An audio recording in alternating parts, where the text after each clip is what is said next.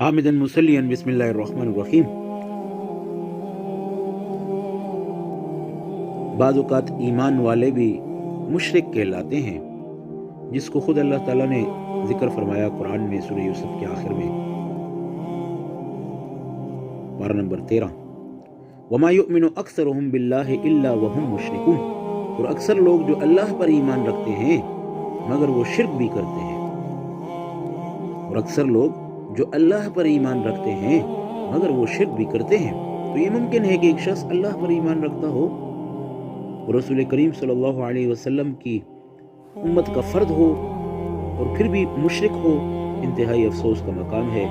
کہ آج یہ ممکن ہی نہیں بلکہ اکثر ہے۔ عام مسلمان ایسے جو کہ کلمہ گو شرک میں مبتلا ہے، کیونکہ رسول اللہ صلی اللہ علیہ وسلم نے فرمایا کہ ان یسیر الریا شرک، مختصر سا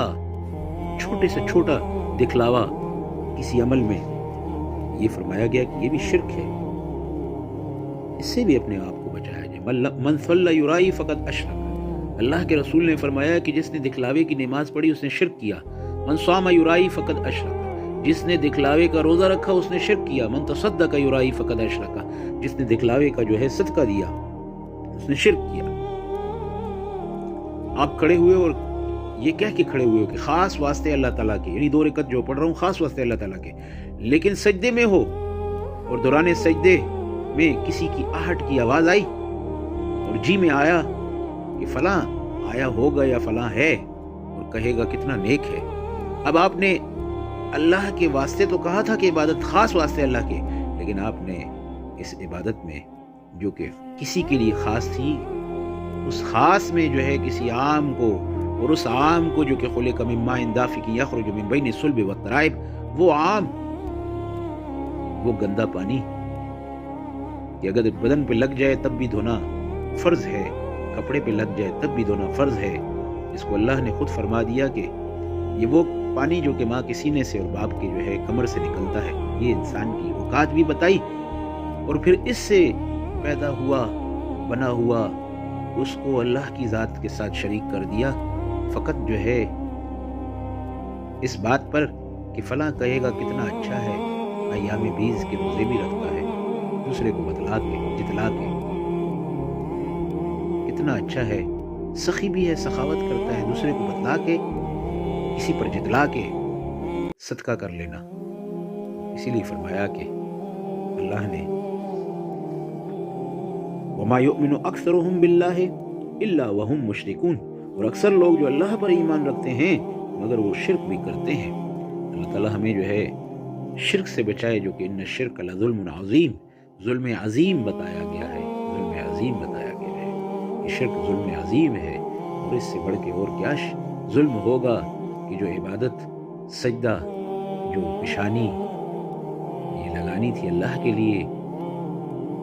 اسی کے بارے میں یہ سوچ میں پڑ گیا کہ فلاں دیکھے گا تو کہے گا کتنا اچھا ہے۔ اس انسان کو جس نے اللہ کے ساتھ شریک کر دیا، سجدہ لگائے ہوئے ہے زمین پہ، لیکن فکر سوچ اس کی غیر کی طرف جا کے غیر کے لیے کر دیا اپنے عمل کو خاص، لہذا اپنے کیے ہوئے عمل سے خود ہی محروم بھی کر دیا اپنے آپ کو، شرک میں مبتلا بھی کر دیا۔ یہی وہ شرک ہے جو کہ آج اکثر لوگ غافل ہیں، بہت کچھ کر کے بھی گوا دیتے ہیں،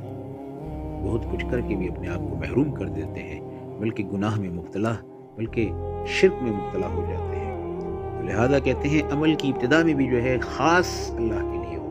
نیت خلوص ہو، عمل کے دوران بھی خلوص نیت ہو، عمل کی انتہا میں بھی جو ہے نا خلوص نیت ہو۔ اللہ تعالیٰ ہمارا خاتمہ ایمان پہ کرے اور ہمارے قلوب کو اللہ تعالیٰ شرک سے پاک کر دے۔ اسی لیے ابراہیم علیہ السلام کے قصے کے بعد فرمایا گیا کہ یوم لا ینفع مال ولا بنون الا من اتی اللہ بقلب سلیم، دن قیامت کے نہ مال کام آئے گا نہ بیٹے کام آئیں گے مگر یہ کہ قلب سلیم جو لے کے آیا۔ یہاں قلب سلیم چونکہ شرک کی نفی کے بعد جو ہے ذکر کیا گیا، اور اللہ کے رسول نے اس کا سوال کیا جو کہ تعلیماً ہے امت کے لیے۔ انبیاء مرسلین کے دل جو ہے ہوتے ہی ہیں سلیم،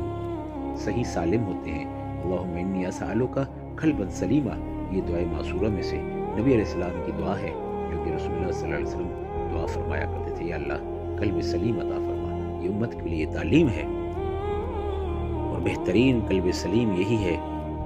کہ وہ غیر سے پاک ہو، شرک سے پاک ہو۔ ثانیاً درجہ اس کا یہ کہ بغض سے، حسد سے، کینے سے، دنیا کی محبت سے، عجب سے، ریا سے پاک ہو۔ اللہ تعالیٰ ہمیں ایسے قلوب عطا فرمائے، وہ اپنے عظیم کلمہ پاک کی طرح،